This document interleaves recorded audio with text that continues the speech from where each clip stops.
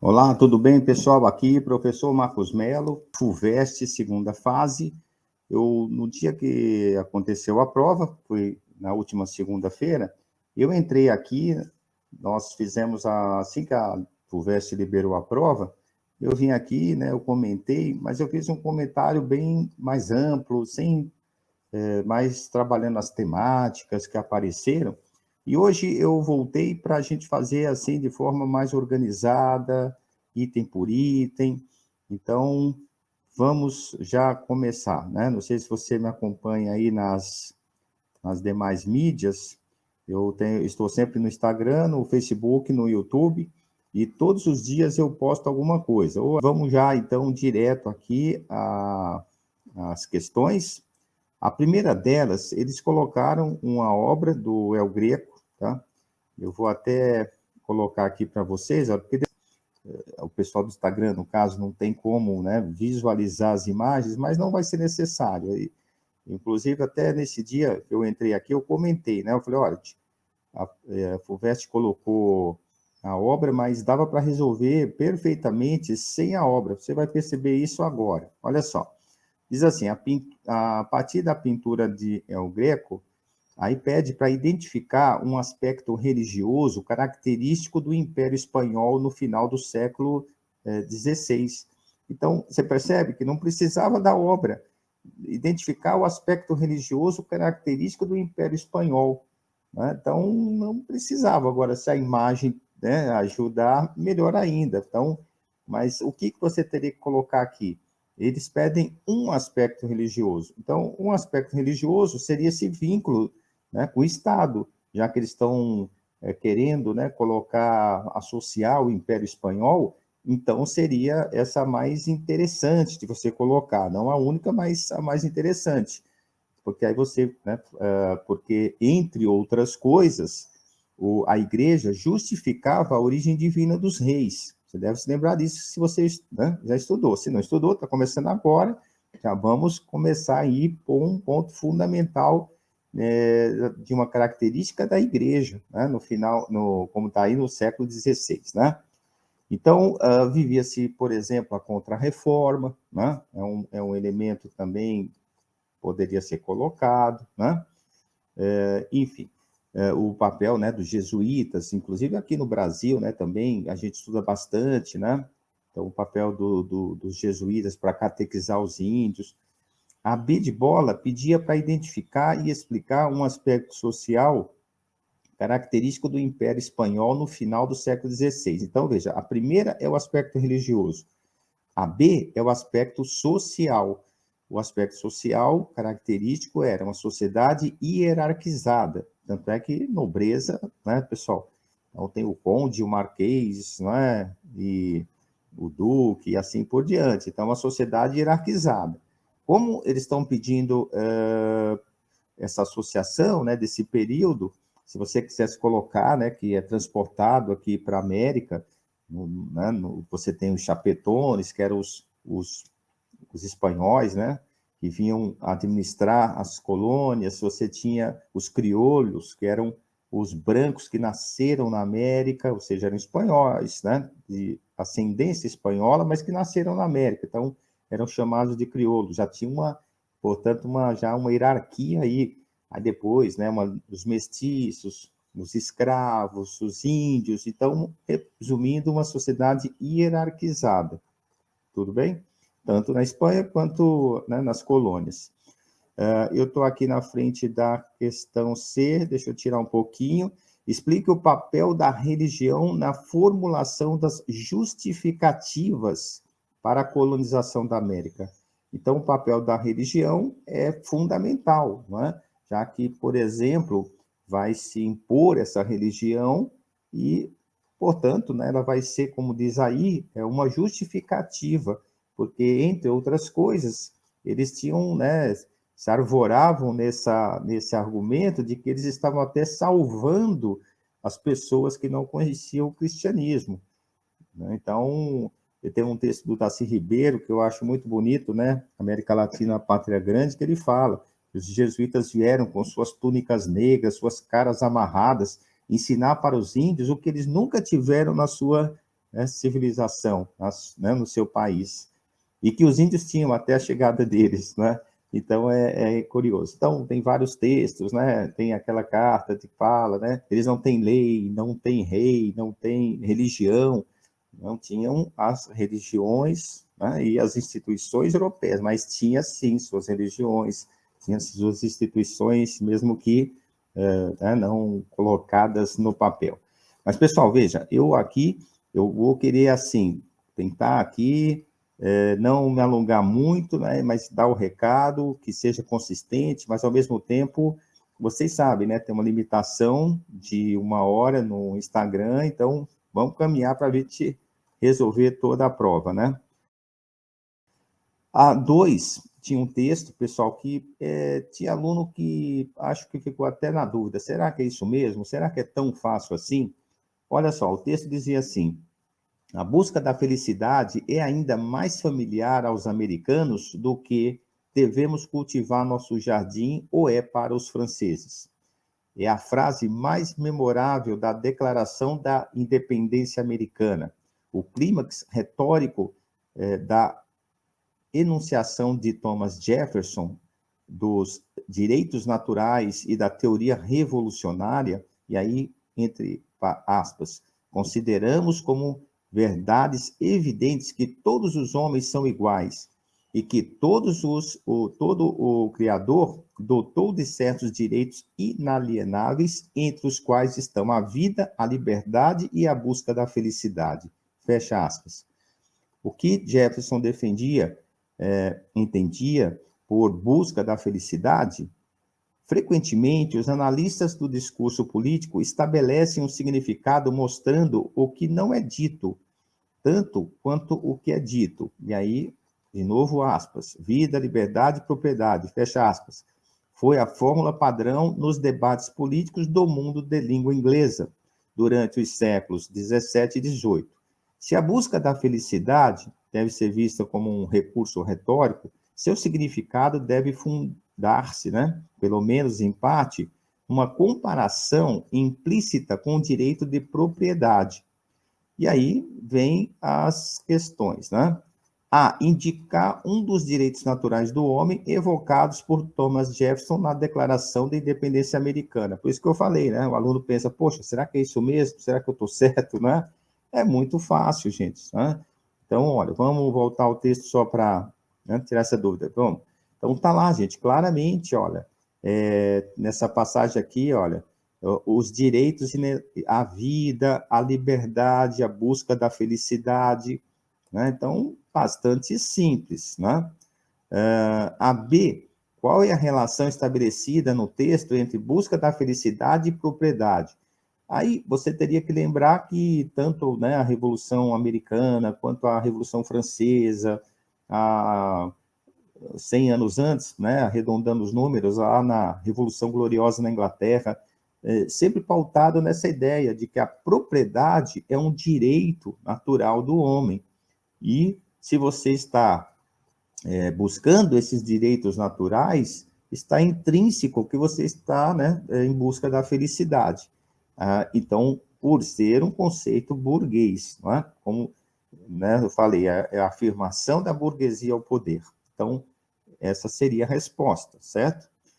A C fala, é possível afirmar que a Declaração de Independência contém uma teoria revolucionária? Tem em vários aspectos.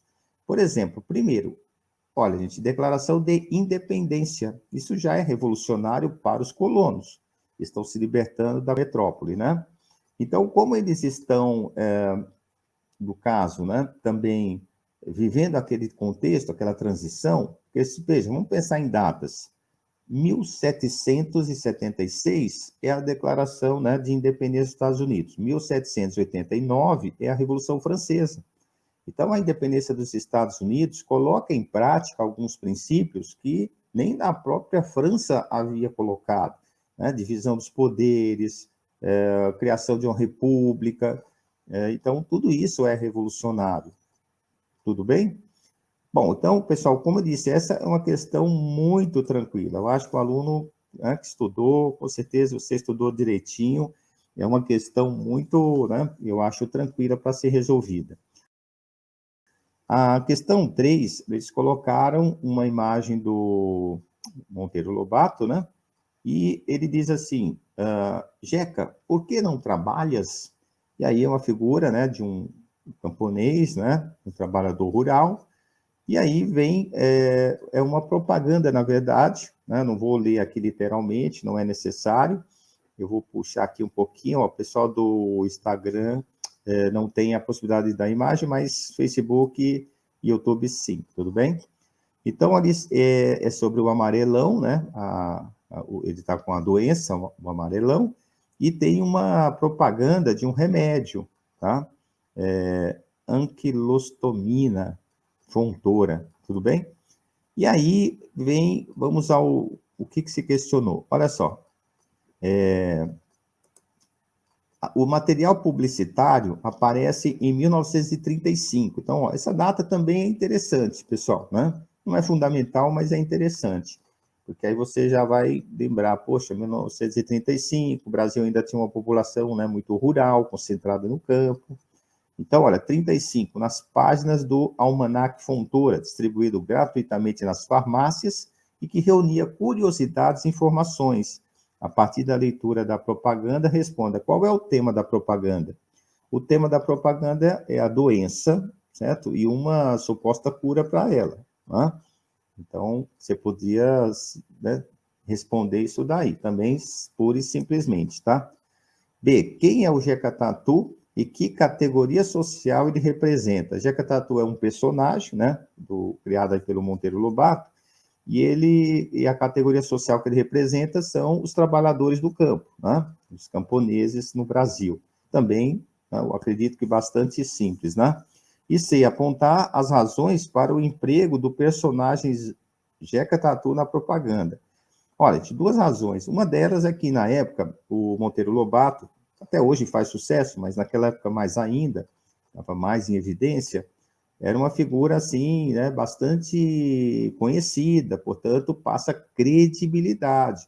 Como mais ou menos acontece aí nas nossas propagandas, né? Geralmente põe alguém de sucesso, né, profissional, enfim, então, autoridades, né, entre aspas, e aí colocam para fazer a divulgação do produto, né? E então essa seria a primeira. E a mais importante, no meu entender, seria, deixa eu desligar aqui, pessoal, deixa eu ver se está desligado para não ficar atrapalhando aqui os barulhinhos do celular, né? Bom, e aí a segunda, né, que você poderia anotar, que para mim é até mais significativa, é que justamente era essa população, né, que morava na zona rural, é que era acometida da doença, no caso, o amarelão, que foi citado no texto. Também acredito que bastante tranquila, né? Questão 4 dizia assim: no dia 22 de agosto de 1988, o governo federal fundou a primeira instituição pública voltada para promover a promoção e a preservação dos valores culturais, históricos, sociais e econômicos decorrentes da influência negra na formação da sociedade brasileira. A Fundação Cultural Palmares, entidade vinculada ao Ministério da Cidadania. Ao longo dos anos, essa fundação tem trabalhado para promover uma política cultural igualitária e inclusiva, que contribua para a valorização da história e das manifestações culturais e artísticas negras brasileiras como patrimônios nacionais. Quais são as perguntas? Diz assim, obrigado aí o pessoal que está prestigiando, a Esther Veloso lá de Recife, sempre aqui, presente, prestigiando, agradeço aí, estamos resolvendo a FUVEST, segunda fase, foi segunda-feira a prova. Então, diz assim, justificar o nome da instituição. Então, como que era o nome da instituição? Palmares. Então, é uma referência, você vai ter que justificar que Palmares foi o maior quilombo, né, existente na história do Brasil, o famoso quilombo dos Palmares, lá em Serra da Barriga, em Alagoas, certo? Associado ao Zumbi, a sua morte, tanto é que no dia 20 de novembro, né, se comemora aí né, o Dia da Consciência Negra, enfim. Então, resumindo, justificar o nome da instituição, Foi o principal, né, foco de resistência à escravidão, Quilombo dos Palmares. Só isso você precisava colocar. B, identifique o contexto em que a instituição foi criada. Aí você teria que lembrar, vamos voltar lá, gente, né? Em 1988. Então, o aluno tinha que lembrar que a Constituição, né? Foi no ano que ficou pronta a Constituição, chamada pelo Ulisses Guimarães de Constituição Cidadã, aquela que vai restabelecer a democracia no Brasil, certo? Formalmente tinha acabado em 85, com a eleição do Tancredo Neves, e se encerrou o ciclo militar, e a partir, né, então, em 88, né, no caso, ficou pronta a Constituição. Então, você tinha que colocar isso. O contexto é o processo de redemocratização do Brasil. Se você quisesse colocar, né, aí uma cereja aí no bolo, você colocaria, né, que é uma Constituição cidadã, né? E, enfim. Bom, citar duas políticas públicas, olha só, aquela relação que eu sempre insisto aqui nas nossas conversas diárias. Não sei se você me acompanha, eu entro diariamente, resolvendo provas, não é? Comentando vestibulares, temas, aulas às vezes, né, sobre um tema específico, e eu comento sempre, né, com os alunos sobre isso. Os vestibulares, atualmente, eles fazem muito essa relação passado-presente, inclusive é uma das razões da gente estudar história, né? Ela é uma disciplina que nos capacita a entender problemas atuais e tentar resolvê-los, não é o passado. Então, mais uma vez apareceu, né? Política pública hoje vigente no Brasil, que esteja em sintonia com as orientações dessa instituição. E se a instituição, tá? Vou até voltar ao texto, o pessoal fala que é para promover, né, valorizar a história, as manifestações culturais negras. Então, qual seria essa política pública? Por exemplo, o sistema de cotas, né, seria uma delas. Veja, ninguém, é outra coisa também que eu falo muito aqui. Não tem juízo de valor. Você fala, é a favor ou contra o sistema de cotas? Não. É por que ela foi criada? Se é contra ou a favor, já é outro departamento. Né? A história geralmente não entra muito, né? As provas não entram muito nessa discussão. Se é bom, se é ruim, né? O que eu falo aqui de juízo de valor. Então, já que é para inserir, né, como diz aqui, gente, eu estou procurando aqui, olha, no texto, para a gente usar textos tudo, né, para ficar bem claro para você, ó, inclusiva, igualitária inclusiva. Então, daí, né, o sistema de cotas, eles pedem duas. Então, o sistema de cotas seria uma.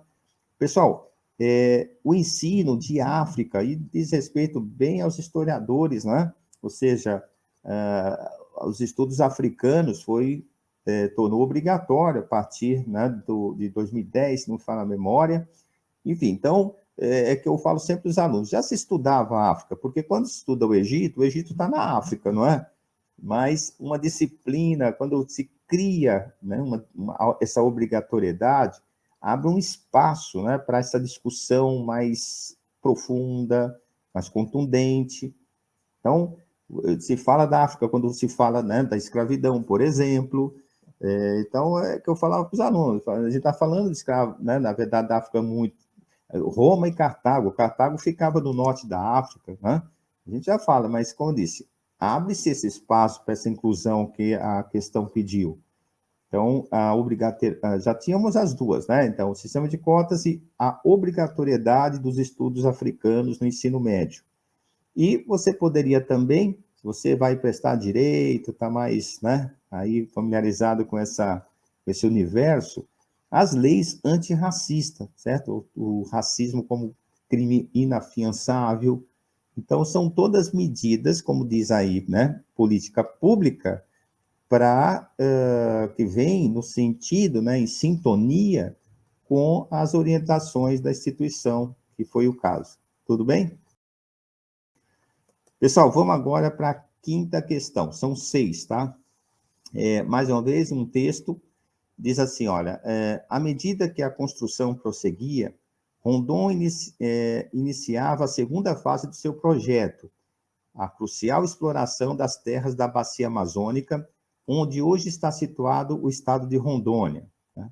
Muita gente, às vezes, não sabe, está tão familiarizado, né, com o nome Rondônia, é uma homenagem ao Rondon. Né? A linha telegráfica atravessaria aquelas terras. Essa era a região que incentivava a imaginação de Rondon e seus oficiais, e também, né, de muitos brasileiros das cidades costeiras. Era o Brasil desconhecido. Na verdade, o projeto do telégrafo parecia dar muito mais satisfação a Rondon pela chance de explorar aquelas terras do que pela construção da linha telegráfica. Pessoal, aqui, antes da gente terminar a leitura, deixa claro, né? Olha só, o Rondon está mais preocupado, né? Olha, a chance de explorar aquelas terras do que pela construção, né? Mostra aí esse lado, né, do Rondon de ter interesse, né, pelos índios, pela cultura indígena. Rondon planejou, continuando aqui, uma expedição em 1907, olha, bem no comecinho, né, do século XX, para descobrir a nascente do rio Juruená e fazer contato com os indígenas conhecidos como Nhambiquara. Vamos ver o que eles estão pedindo. Pessoal, aqui é uma daquelas questões que eu já comento também, às vezes, já em alguns vídeos meus, o aluno não está muito familiarizado com o assunto, porque, olha, é muito raro um professor, durante uma aula, falar do Rondon. É muito raro você encontrar um texto né, sobre o Rondon numa apostila de cursinho, num livro didático do ensino médio.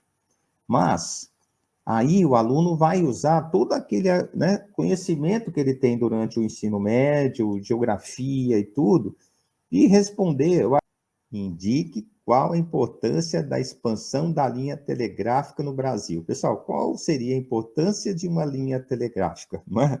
Então, como eu falo, gente, às vezes você não leu, o professor não comentou, mas a linha telegráfica é para facilitar a comunicação, para facilitar a administração, certo? O Brasil tem uma dimensão continental, então era, né, necessário, era fundamental. Essa é a importância da linha telegráfica nessa época, né? Uma região que não era explorada, né? Até hoje, ainda comparado com outros centros, né, do Brasil, ainda é uma região muito desconhecida, de certa forma, né? Óbvio que hoje, né, com a internet, todos os recursos que nós temos, facilitou, mas, né? Então, vocês viram? A bem tranquila, tá? Às vezes eu me estico um pouquinho, né, gente? Porque, como eu disse, nunca vão fazer de novo a prova literalmente igual. A gente tem que tentar explorar vários aspectos para, se você ainda está fazendo outras provas, vai fazer no final do ano, a gente aproveitar a questão. Mas a resposta aqui, gente, era simples, não é? Então, qual a importância da expansão da linha? A importância é facilitar a comunicação, a administração, certo? De um país de dimensões continentais como o Brasil. Por exemplo, isso aí já seria bem, né, redondinha para você ter a nota máxima. A B, explica o sentido da frase, era o Brasil desconhecido. Outra, pessoal, dada de lambuja, hein? Ou seja, ó, Brasil desconhecido, porque era uma região pouco explorada, né? Você podia até, já que eles deram a data, começo do século XX, né? Não tinha ainda nem ali, gente, tinha acabado ali, estava aquele processo, gente, de incorporação do Acre, né? Você deve se lembrar, foi durante o ciclo da borracha, e os seringueiros entraram, né, pela floresta amazônica, entraram no Acre, que na época pertencia à Bolívia, e aí, por negociação, né, o Barão do Rio Branco, lá em Petrópolis, aí o Acre foi incorporado ao Brasil, tá? Mas, enfim, então, como disse, estou citando aqui um a mais, né, para futuras questões, mas aqui não precisava nem citar isso. Então, explicar o sentido da frase Brasil desconhecido. Era uma região pouco explorada no começo do século XX. Né? Não havia nenhuma atividade ainda muito ali, né, intensa e portanto, despovoada. E a C, caracterize a política indigenista desenvolvida por Rondon. Olha, gente, aí que eu falo, né? Talvez o aluno teria aí um pouquinho mais de dificuldade, porque, como eu disse, é difícil o professor falar do Rondon, é difícil, né, um livro didático colocar, mas eu fiz aquela paradinha justamente para chamar sua atenção. O Rondon tinha um olhar pessoal, né, militar, ele era militar, mas ele não tinha aquele olhar de, assim, vamos passar como um trator, né, por cima deles. Não, era reconhecer a cultura, né, defendia uma incorporação, mas sem rupturas bruscas, uma integração muito, né, paulatina, né, aos poucos, e voluntária, se assim os índios desejassem. Então, tanto é que o Rondon, ele dá origem, né, incentiva a criação do serviço de proteção ao índio, diferente até, né, diga-se de passagem, o que acontece hoje, né, há um avanço do agronegócio, o avanço da mineração, que foi questionada numa, né, questão da Unicamp, por exemplo. Né? Então, caiu um texto do Krenak, não sei se você viu, então a gente tem que preservar. É o que eu sempre falo para os alunos, pessoal, vai destruir, vai desmatar tudo? Não. Então, por que não deixar o índio lá no seu canto? Né? Tem uma música que fala isso, deixa o índio no seu canto, que eu faço acalanto, faço outra canção, deixa o rio, que o rio é um fio de inspiração. Não vai destruir tudo, né? Por que não, então, deixar essa reserva para os índios? Mas, enfim, aqui um parêntese bem rápido aqui. Como eu disse, a política indigenista seria essa que eu acabei de relatar, né? O respeito, a defesa dessa cultura. Pessoal, vamos para a última, então. Agora é uma revolução em Pernambuco. Pernambuco, gente, é um estado. Quando eu dou essas aulas, né, presenciais ou agora online, eu falo, gente, cuidado com Pernambuco. Separa direitinho, porque é o estado, talvez, que tenha mais revoltas. Tanto é que, não sei se você sabe, o estado de Pernambuco, ele é meio compridinho, né? Se é bom de geografia, sabe? Mas antes, o que acontecia? Ele contornava o Rio São Francisco e descia, né? Então, hoje, lá na Petrolina, que divide ali, né, Juazeiro, Bahia e Petrolina é Pernambuco, justamente o Rio São Francisco que divide, ele continuava, né, o estado de Pernambuco, meio contornando o rio. E aí as revoltas, né, vamos dizer assim, o estado brasileiro foi cortando as asinhas de Pernambuco, né, Pernambuco ficou mais encolhidinho, né, então, comparado, né, com o que foi no passado, e em função dessas revoltas, né, era como se fosse uma punição, né, o estado ia diminuindo, mas olha, então, Pernambuco, antes da gente ler a questão, tem a insurreição pernambucana, que foi a expulsão dos holandeses, lá no período colonial. Tem a Revolução Pernambucana, 1817, que foi um movimento que tentou tornar o Brasil independente. Tem a Confederação do Equador, 1824, que foi uma tentativa, né, de alguns estados, Pernambuco, e os estados, né, vizinhos, é só você pensar geograficamente, a Paraíba, Rio Grande do Norte, o Ceará, de fundar uma pátria separada do Brasil. Tanto é que a bandeira de Pernambuco, não sei se você conhece, aquele arco-íris com as estrelas, era a bandeira da Confederação do Equador, né? Hoje é do Estado. Então, repetindo, Confederação do Equador, aí já é primeiro reinado. E essa de 1848, que foi a que eles cobraram, tá? Então, só aí são 4. Se a gente colocar a revolta lá dos Mascates, o conflito entre Olinda e Recife, dá 5, né? Episódios importantes, no mínimo aí, associado a Pernambuco. E aí eu recomendo, falo, olha, pega Pernambuco, coloca as datas, coloca o nome da revolta e tenta depois ir puxando na memória, para não confundir, porque, né, são relativamente próximas, tá?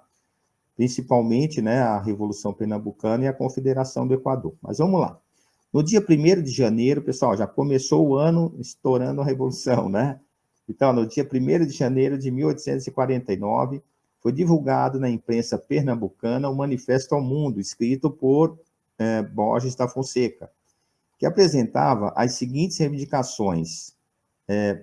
Protestamos só largar as armas quando virmos instalada uma Assembleia Constituinte.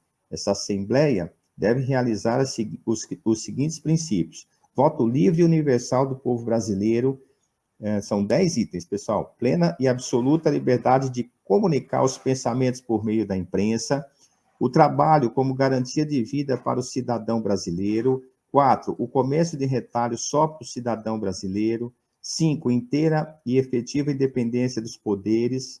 6, extinção do poder moderador e o conceito de agraciar. 7, o elemento federal na nova organização. 8, completa reforma do Poder Judicial. 9, extinção da lei do juro convencional. 10, extinção do atual sistema de recrutamento. Bom, o que eles estão pedindo? Como ficou conhecido esse movimento na história? É só o nome, pessoal, sem inventar. O nome, Revolução Praieira. Não precisa inventar. B, explicar o teor de duas das reivindicações. Pessoal, colocaram 10, tá? Vamos pensar aqui, ó. Voto universal, você teria, né, que contrapor, ó, por que explicar o teor? Por quê? Porque não era livre universal, era censitário, ou seja, só votava quem tinha uma determinada renda, ou seja, os grandes proprietários de terra e de escravos. Tudo bem? Por exemplo, vamos tentar pegar aqui uma por uma, né? Aí você escolhe, são duas só. A liberdade de comunicar o pensamento, porque não havia essa liberdade, né? O retalho só para o cidadão brasileiro. Então, esse comércio de retalho que é citado aqui ficava muito na mão dos portugueses, e eles queriam nacionalizar, né? Tirar os portugueses da história. Então, essa seria a justificativa, né? Que o comércio estava mais na mão dos portugueses. Aí, o 5, pessoal, inteira e efetiva independência dos poderes. Por que não existia? Aí se emenda na 6ª, que é a extinção do poder moderador. Então, na Constituição do Império, eram 3 poderes: executivo, legislativo e judiciário, como é hoje. Mas tinha um poder moderador. Esse poder moderador poderia interferir nos outros poderes, tá? Então, não... e era do imperador, né? O imperador que exercia. Então, não havia, como diz aí, a efetiva independência dos poderes, por isso, né, queria a extinção do poder moderador. Aí, na resposta, você, né, as duas juntas aí no caso. Tudo bem? Bom, então, olha, gente, só para a gente fechar, então, vou votar aqui na pergunta, ó, explica o teor de duas das reivindicações. Então, né, vamos supor que você escolheu o voto universal. O voto universal, por quê? Eu não tinha, o voto era censitário. E a outra, né? Porque, uma sugestão minha aqui, que acho que você está mais familiarizado, por que extinguir o poder moderador? Porque o poder moderador não acabava, né, comprometendo a divisão dos poderes, concentrando os poderes na mão do imperador. Tudo bem? Bom, e a C pede 2 elementos comuns entre o evento pernambucano e as revoluções de 1848. Ó, relação entre o Brasil e o que estava acontecendo lá fora. Em 1848, eu até puxaria a memória aí, né, se você já estudou esse ponto, geralmente são estudados assim: as revoluções liberais de 1830 e 1848.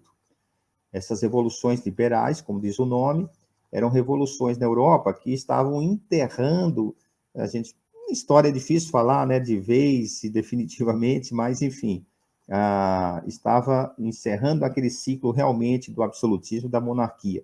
Aquele jogo, né, entre as forças liberais, portanto, burguesas, contra a monarquia, né, que ainda insistia em continuar, né, óbvio, né, toda grupo social que tem alguns privilégios não quer perder, né? Então, as revoluções de 30 e 48 derrubaram, né, tanto a de 30 quanto a de 48, derrubaram reis e, portanto, restabeleceram uma ordem liberal, né, burguesa. Só que, passando alguns grupos já defendendo o que depois veio se chamar de socialismo utópico. Tudo bem? Então, vamos lá, para não fugir da pergunta. Indicar 2 elementos comuns entre o evento da Revolução Pernambucana e as revoluções europeias, esse caráter liberal. Então, veja, a Revolução Pernambucana está exigindo o quê? A real divisão dos poderes e não a concentração, né, que acontecia na mão do imperador. Então, está em consonância com o que estava acontecendo na Europa. Fim do absolutismo, fim né, de um poder muito concentrado numa única figura. Né? Qualquer item que você pegar né? Defesa do voto universal. Nem na Europa a gente ainda tinha voto universal, né? O voto ainda na Europa era censitário, mas, né, por exemplo, é uma reivindicação, né, que você poderia associar liberdade de pensamento, né, que disse o item B. Tudo isso está em consonância com aquelas revoluções lá na Europa de 30 a 48. Foi chamado de Primavera dos Povos. Pessoal, então, olha, chegamos aqui ao final, e a sexta questão. Então, quem me acompanha aí, né, diariamente, a Hilda também entrou aqui, obrigado né, por prestigiar aqui nossa conversa. Depois eu vou deixar disponível, muita gente vai assistir, né? Eu estou aproveitando aqui ao vivo, porque a gente mata 2 coelhos com um tiro só, né? A gente faz ao vivo, para quem pode assistir, mas depois eu dou uma editadinha e tal, e né, tirar uma falha, outra se houve. Acho que hoje foi bem tranquila, só tocaram lá a campainha no vizinho, mas não atrapalhou em nada, né? Enfim, então, acho que nem vai ser necessário aqui fazer nenhum corte. Aí, logo na sequência, eu disponibilizo para aquelas pessoas que estão inscritas no canal, que me tem no Instagram, aí assiste no momento que pode ver, né? Essa é a grande vantagem da internet, né? Antigamente, a gente ia assistir um programa, tinha que ficar atento à hora, o dia, marcar na agenda, senão perdia, né? Hoje não, né? Geralmente fica disponível na internet e você assiste a hora que você pode, né? Muitos estão estudando, aqui em São Paulo continua a FUVEST, vai ter a prova da FUVEST, então os alunos estão ou estudando ou descansando, né? Porque a prova é 13h, já estão se arrumando aí para sair de casa. Então, muita gente, né, que tem interesse em vestibular não pode assistir agora, mas aí assiste depois na sequência. Pessoal, então é isso, estamos aqui já, como disse, tem uma limitação, né, do tempo aqui, eu acho que deu para deixar o recado, e aí, como eu disse, se você vai assistir depois, meu nome é professor, né, Marcos Melo, está assim nas mídias, para você achar mais fácil, já que meu nome é mais comum, né, Marcos Melo, tem vários por aí, então eu coloquei professor de história para aí você achar mais fácil. Então, Instagram, Facebook, YouTube, todos os dias, legal? Ajudando aí você a entrar na universidade. Então é isso, pessoal. Forte abraço, até a próxima.